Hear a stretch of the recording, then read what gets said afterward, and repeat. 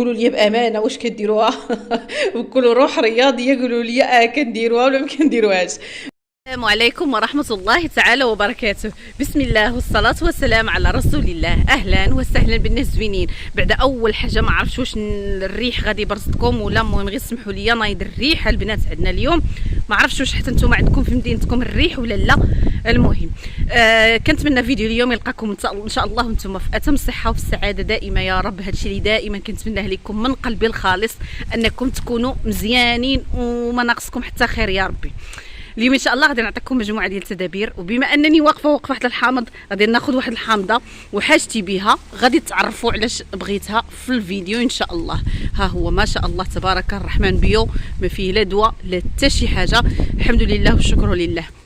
المهم كنتمنى لكم فرجه ممتعه، وما تنساوش اختكم وبنتكم اللايكاتكم، الله يجازيكم بخير. كتشجيعا منكم محتاجه الدعم ديالكم بالتشجيع، الله يكبر بكم. وما نطولش عليكم اكثر ونمشيو نتعرفوا على حية اليوم، واكيد كنتمنى لكم فرجه جد ممتعه. ونبداو على بركه الله، نقولوا بسم الله. في اول فكره وحيله في الفيديو ديال اليوم غادي نعطيها للمبتدئات، الناس اللي كدير هاد الطريقه هذه. شنو هي؟ هو انها كدير في الاول، حيت كل وحده يعني نسد هذه باش ما يبقاش الصوت ديال التشنشين بحال هكا، حيت كل طريقه ديال السيده في نصيب المرقه ديالها باللحيمه تختلف. كاينه اللي كدير اللحم والعطريه مع شويه ديال الماء وتقلي مزيان، عاد كتضيف زويته. كاينه اللي كتشحر اللحيمه في الزيت ومليحه بحال اللي درت انا دابا، حتى كتشحر ديك اللحيمه مزيان عاد كتنزل بالعطريه. المهم كل وحده وطريقتها. انا الطريقه اللي بغيت نوريها للمبتدئات، يعني نقول لهم ها شنو كاين وشنو كاين، الناس اللي كيديروا هاد الطريقه بحالي، يعني كيديروا الزويته ويديروا مليحه ويشحروا اللحيمه مزيان، عاد يكبوا العطريه. ملي كتعرفوا كتكون الزيت سخونه، ملي كنضيفوا العطريه، كاينه المبتدئه اللي ما كتعرفش تتعامل معها تقدر تحرق ليها العطريه بحال هكا. شوف دابا حيت كاينه الزيت، سمحوا لي على البخار، دابا حيت كاينه الزيت مجرد ما غادي تنزل غير بالعطريه تقدر تحرق وتلصق ليها في القعر ديال الكوكوت. احسن طريقه كننصح بها المبتدئات هو انك كديري العطريه ديالك في شي شويه ديال الماء. انا درت البزار والخرقوم البلدي وشويه ديال السكينجبير، وملي كتقلى لك اللحيمه عاد بهذه الطريقه هذه كتضيفيها هكا بحال هكا.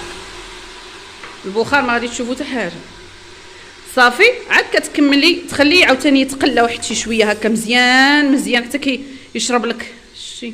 سمحوا لي على هذا البخار، راه فين ما كنبغي نقرب لكم الكاميرا كيضبب شتو. المهم هكا تبقاو تقليو اللحيمه كذلك، تقليوها مزيان حتى كتقلى مزيان، وعاد ديك الساعه كتضيفوا البصله والباقي الخضره ديالكم. هادشي اللي قلتو غير ما بين قوسين المبتدئات في هذه الطريقه هذه، بخصوص الناس اللي كيقليو اللحيمه اولا. هادشي اللي كاين. ونمشيو ان شاء الله لثاني معلومه. المعلومه الثانيه نقولها نيت غير هنايا، ما عمرك تنزلي ملي تبغي تمرقي تنزلي على اللحيمه من بعد ما كانت سخونه هكا وتشحرات، تنزلي عليها بالماء بارد. دائما في الجنب ديروا واحد شويه ديال الماء، ولا في الغلايه ديال الضو هكا ما تكوني كتنصبي كيسخن الماء وكتتمرقي بمويها سخونه، منها اللحيمه ما كتكنزش ليك، كتبقى هكاك في نفس البيئه، يعني في السخونيه ماشي هي سخونه وكتنزلي عليها بالماء بارد، راه هكا غادي تكنزز وما تبغيش طيب. وهذا الشيء اللي كاين. ونمشيو ان شاء الله بحول الله للمعلومه التاليه. ها انتما الناس اللي كيبقاو يعيروني على ديك القرده الصغيره، كوكوت الصغيره اللي طايره لها ودن راه قلت لكم عندي كوكوت ديال اينوكس، ها هي كنستعملها، والاخرى كنخليها غير للدرك كما قلت لكم السليق، ولا نهار اللي كتكوني مثلا باغا ديري هكا مريقه ولا دايره العدس ولا اللوبيا وسد عليها في كوكوت وكتبغي كوكوت صغيره كديري فيها مثلا بحال هكا زعلوك ولا شي حاجه. هذيك تنقول انا القريده الصغيره هذيك الصغيره نخليها كما قلت لكم كنعطيها غير الدرك. هادشي اللي كاين. اما هذه ديال الاينوكس ها هي تبارك الله كبيره وهي اللي كنطيب فيها. وبالنسبه هنا تفكرت واحد الحاجه، بزاف ديال السيدات كيقولوا لي شرينا اينوكس وطلع لينا كيحرق.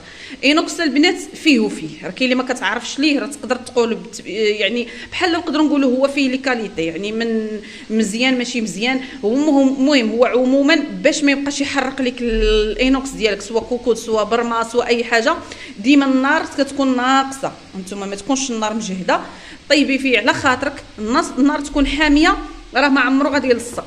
وملي كتشريه جديد يلا باقي اول مره مثلا كوكوت استعملتيها غلي فيه شي شويه ديال الحليب، ديري فيه الحليب واحد جهد كاس ولا 2 كيسان، فيضيها فيه وخليه فيها، راه ان شاء الله هكا ما يبقاش يحرق. ولكن دائما يعني الحاجه اللي مضمونه هو انك فين ما طيبي فيه نقصي عليه النار، الانوكس ما تيبغيش النار مجهده. هادشي اللي كاين، ونمشيو ان شاء الله بحول الله المعلومه المواليه. وهنا يا خوتي جيت معكم لهاد الفكره هذه، يعني من ضمن التنظيمات او لا تدابير ولا هكا اللي كتوقع لينا في المطبخ ديالنا. ما كاينش شي نهار او ما كاينش شي سيده اللي ما عمرها شي نهار طيبات مثلا شي حاجه وبقات ليها واحد الطريف ديال البصله، مثلا خدات بصله كبيره وجاتها بزاف وخلات منها مورسو، اولا البطاطا بعض المرات كتوقع ان كتجينا بزاف كتبقى لينا شي نص بطاطا ولا هكذا. المهم عندك النص بطاطا والبصله باش تحافظي عليهم مده طويله، يعني ما يديروش ديك الوجه يتكمش اولا يعني فهمتوا، يعني الا خليتوا البطاطا دائما الوجه ديال البطاطا الا بقى مده كيتكمش، حتى البصله كتكمش. كتخبطوا غير شويه ديال الزيت كدهنوها هكا في يديكم وكدهنوا لها هذا الوجه هذا ديال البصله اولا داك البلاصه ديال البطاطا، كتبقى مده طويله وكتصبر.